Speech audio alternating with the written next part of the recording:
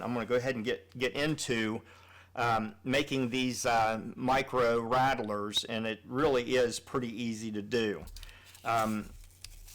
What you do is, what you'll need are some bearings. Now, I've bought a few different sizes of bearings in 100 lot increments. This one here, if you can see them, and you can, I know you can, I can see them on my monitor here. Those are only, I think those are 1/32 of an inch. I'm pretty sure that's what they are. Those are 1/32 of an inch bearings. Those are actually too small, unless you can really get some small rigid tubing, and you do want to do this with rigid tubing, and I'll show you the tubing that I'm using for the final on the micro rattlers. And then I bought these here, and these are quite a bit bigger. These are ball bearings that are 1/8 of an inch in diameter. You can go ahead, you can make your own at this size. You can make all your own, but they're available, and I'm not really trying to create something that is already out there. If you can purchase, and I've got some here.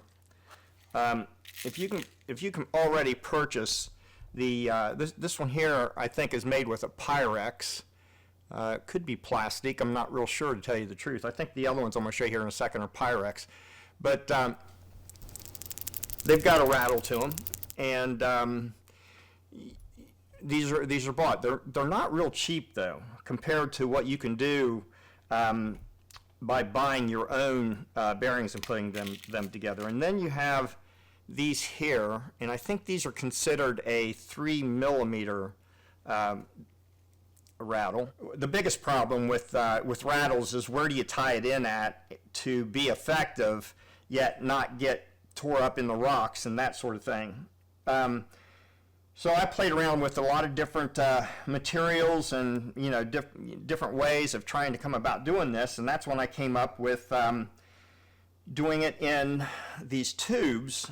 And here are some tubes that I use for tying some tube flies, and I really like tube flies. I don't necessarily use them exclusively, but I do use them a lot. I use these to tie my my streaper, which is a streamer and popper combo, and that last year had been very, very effective for me.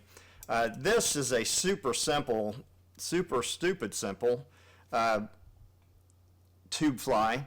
And the thing that's nice about these things is you get a this fly here, this particular fly right here, get back on there, this fly right here is so light, so little material, and so streamlined that you can, I better get it into the camera lens here, there we go. There we go. It's out of focus. There. Sorry about that. Okay, so this fly is so streamlined, so small, and so light that you could actually toss this with I would say easily with a 0-weight fly rod, if you actually happen to have one. There's no rattle on this. Of course, you could, add a rattle to it by putting a little belly on the bottom of the fly, tying it, but then you'll probably want to put some cover it with some kind of material. And the way these things go on your fly or on your leader is you run the leader down inside the tube, and then you pull the leader out the back side of the tube right here, and you tie your hook on. And then after you get your hook tied on, you go ahead and run the hook right into the back side of your tube fly, which is the the tubing. It's a very soft tubing that allows it to be flexible, and there you go. There you've got, now you've got a 2.5 inch fly that can be easily tossed on super lightweight fly rods.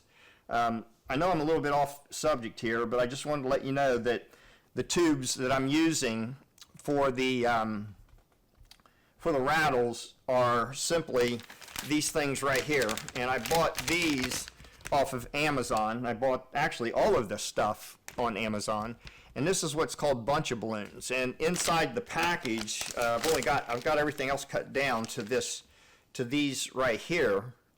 But they come like this.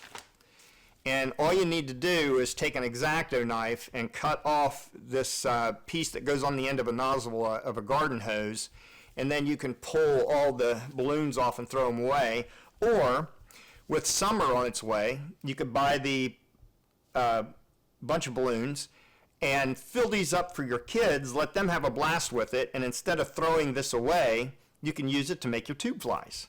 And you'll be able to use it to make your micro rattles. So here's, and I don't think I mentioned it, but I showed you the smaller ones, I showed you the larger ones, but I didn't show you the ones that we're actually going to use to make these. And these ball bearings are a 3/64 in diameter. They're a grade 25 stainless steel bearing, and there's 1,000 of them in here. I paid $7.50, that included shipping, $7.50 for 1,000 of these.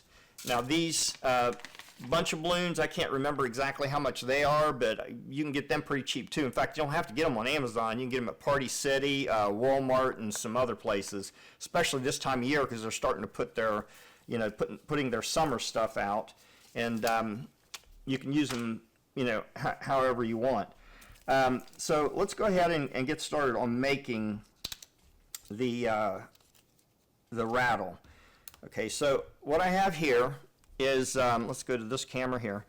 What I have here is just a simple tube from the bunch of balloons, and you have open ends. So what you want to do to close one end up is just take a lighter and just lightly tap the end of it to get the ends to start to melt. You don't want to really get it melted too much, and then pull that melted part forward with your fingers, and then hit it again,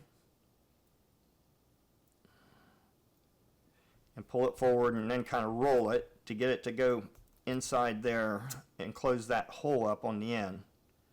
That's all you need to do. It's pretty easy.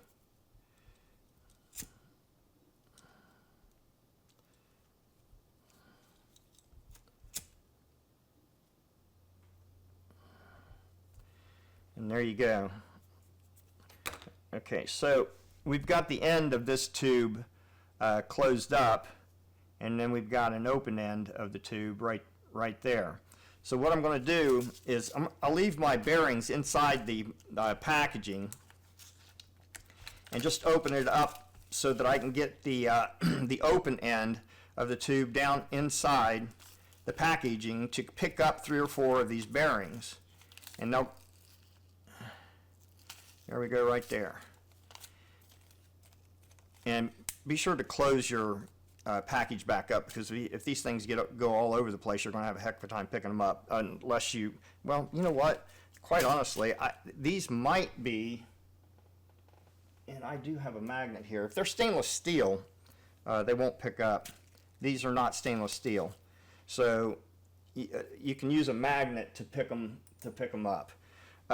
So to go on with this, I got a little bit of that plastic on my thumb there.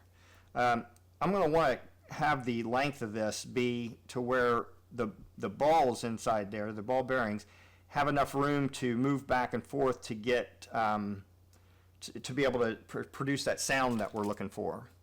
So we'll go ahead and cut this off the end here. I'm going to hold on to that in here like that. And now what we're going to do is close up the other end with the bearings inside it. It's pretty easy.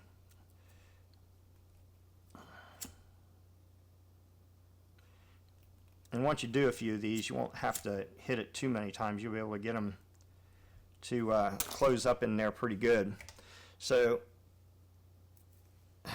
there's that one, and then here's the 3mm right there, and then this one right here. This one here is probably half again the size of the glass one. Problem with this one is if the glass hits rock or something, it's going to break on you. The nice thing about these is they're made of plastic, and they still they still rattle. Pretty sweet, at least I think.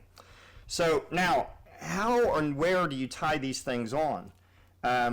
One of the things that I did is I encapsulated it inside of a paracord, and it's pretty easy to do, and it still gives the sound. And you can tie that in. Let's see if I have a hook laying around here somewhere. This hook I would never use because it's just way too long. I don't like long hooks because of the leverage. When the fish hooks, it could actually pull right out. That's why I like the shorter hooks. The shorter the shank, to me, the better. But anyway, this is the one I had readily available. You can tie this on just like that, and then tie your, like for woolly bugger or something, you could tie your tail material in to cover up this right here, and that's going to stay there longer than the fly is going to last. I can tell you, it'll last longer than the actual fly. So the way I put the the rattle that we just made, and these things are very small, the way I put that inside of the paracord is almost doing the same thing that I did with the bunch of balloon tubes to make the rattle itself. So what we're going to do is we're going to close off, we're going to close off one end. See, that's another reason why you want to have that thing closed up, in case you do something stupid like I just did, is pick up something in your bag of bearings and you have them all over the place. Close the close these things up. Anyway, so what we're going to do is we're going to close off one end of this paracord, and you do that simply by doing the same thing. You use heat to melt the ends, just like this.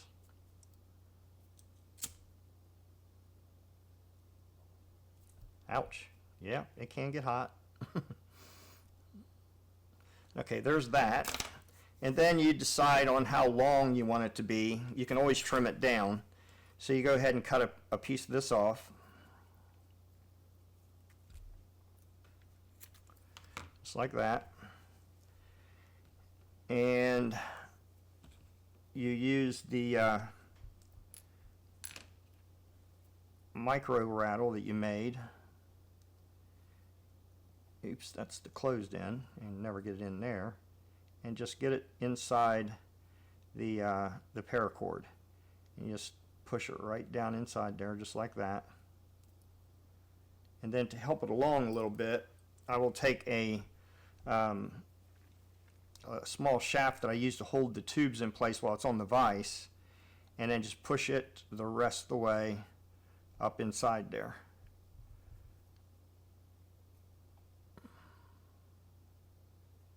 Just like that.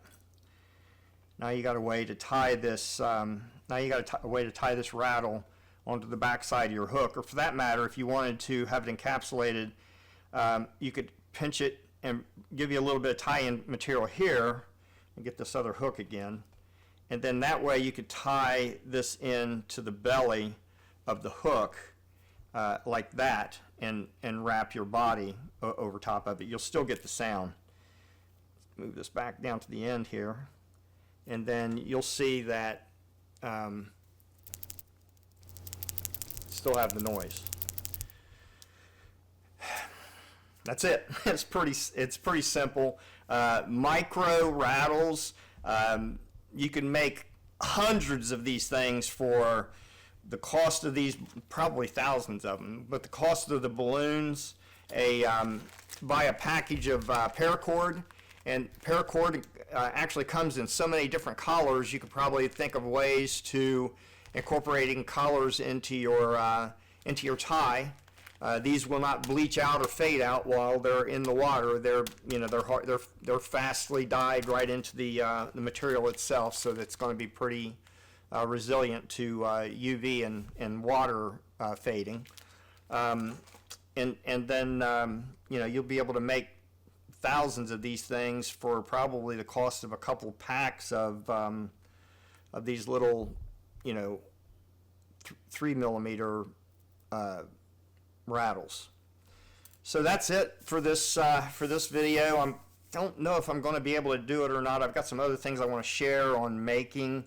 I might do some, you know, videos on putting some of the flies together that I do, but I mean, there's so many videos out on YouTube about tying flies, and I know some of mine are different.